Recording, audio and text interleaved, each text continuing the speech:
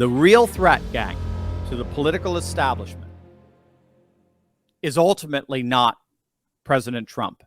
He's just a symbol. He's, of course, the major symbol without question. Make no mistake. But the real threat to the establishment is you. They see you as the real enemy. What they're doing to Trump, make no mistake, is vicariously what they are doing to you. What if I told you there was a small group of investors who wildly outperformed the market? Well, there is, and you know exactly who they are. Corrupt politicians like Nancy Pelosi and establishment senators have been using their security clearances and exclusive knowledge to their advantage in the market for decades now. They know when sales are up. They know what earnings are going to be. They know about legislation, incoming Fed changes, you name it, a whole host of other inside baseball tips that gives them an unfair advantage when picking stocks. When these bigwigs make moves, odds are they know something. But thanks to a little-known SEC database, guess what?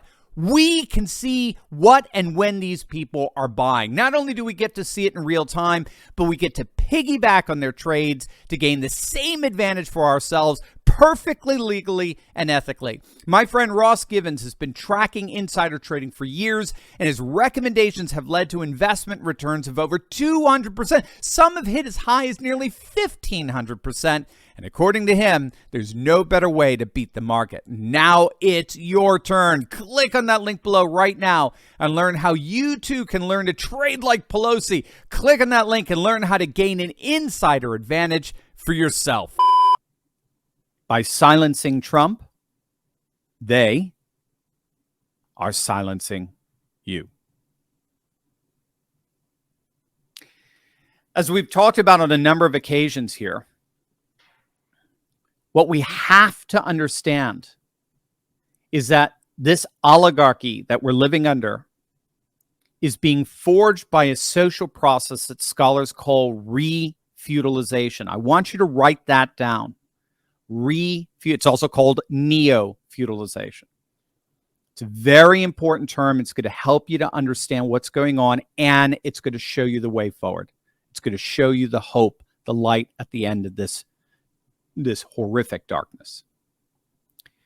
Refutilization refers to the ways in which the structure of our society is increasingly reflecting the kind of social structure, the caste system that characterized the feudal Middle Ages. So, for example, today, like then, you've got an astonishing concentration of wealth and power, right? Where very few people control pretty much everything. 5 years ago, 400 billionaires own half the world's assets. Today, that number's dropped to 100, and it's dropping even further. So you've got this tremendous concentration of wealth and power where bureaucrats and billionaires are teaming up to create a top-down governance structure. The donor class, in effect, are the mediators between bureaucrats and billionaires. So this is why it doesn't matter if you're a Republican or a Democrat. They're both part of the same power structure that has progressively over the last several decades just naturally and organically reconfigured around the donor class. But then you have to ask yourself something. How do they plan to stay in power? How do they plan on keeping this refeudalized power structure that's made them more wealthy than any human beings ever in the history of the human race? How do they plan on keeping this refeudalized structure in place in perpetuity? I mean, you can make lots of money, but you're going to have to at some point figure out how to protect it and keep it, right? You can accumulate all the power and wealth you want, but how are you going to protect it and maintain it? Just like in the original feudal period of the Middle Ages, what you need to maintain your power is the rise of a comparable kind of religious fundamentalism. And here's why. because a hardcore religious fundamentalism refuses to allow for dissent. It creates an ethical code, a moral system whereby dissent is treated as heresy, and heretics are excommunicated by those in power. So that's how it works in tandem with each other. Those in power maintain their power through a moral system that points out the threats to that power, and the power comes in and cancels them, excommunicates them. And so this is exactly where wokeness comes in, and why wokeness is now so popular among our corporate elite. Wokeness is the new top-down fundamentalism today that refuses to allow any dissent. But instead of a clerical class of cardinals or bishops or whatever enforcing this dogma, it's now a clerisy class, a class of pseudo-intellectuals from the universities and professions, most especially the legacy media. The media mediates this new dogmatic radical fundamentalism, and in turn impose an ideological inquisition on the whole of the population, with the goal of making us scared to death to act in any way that can get us canceled.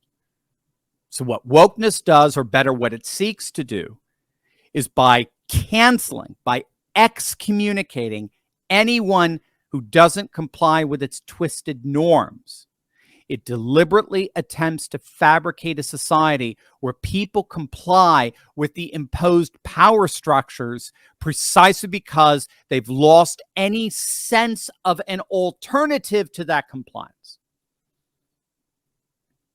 The purveyors of wokeness, in their twisted morality, demand a world where wokeness is the only alternative. And anyone who seeks to dissent is castigated as a heretic, and then the powers that be, the billionaires and bureaucrats, come in and cancel that heresy. That's how the power structure, the billionaires and bureaucrats, the permanent political class, coalesces with woke fundamentalism. The billionaires and bureaucrats provide the social structure, all the while the wokeness provides the forced compliance, the fabricated consensus from which there's no possibility of dissent, and hence the power structure remains unchallenged for the foreseeable future. But what happened with the last feudalized social order? What happened to it? This has all been done before, gang. We're not going through anything new. What happened? Well, it created a revolt. A massive, massive, continent-wide revolt known as the Protestant Reformation, which scholars recognize was, in fact, a massive populist revolt. It was originally led by Martin Luther, who, of course, had to stand trial before the powers that be, the feudalized power structure, and was subsequently declared a heretic, canceled, an outlaw for his populist views. But it was all too little too late. And it was too little too late because in the end, Luther was not the real enemy to the powers that be. The real enemy, the real threat, was the people. And Luther unleashed them. He unleashed a people that rose up against what they increasingly saw as an incurably corrupt political and clerical class. And Luther was but their symbol.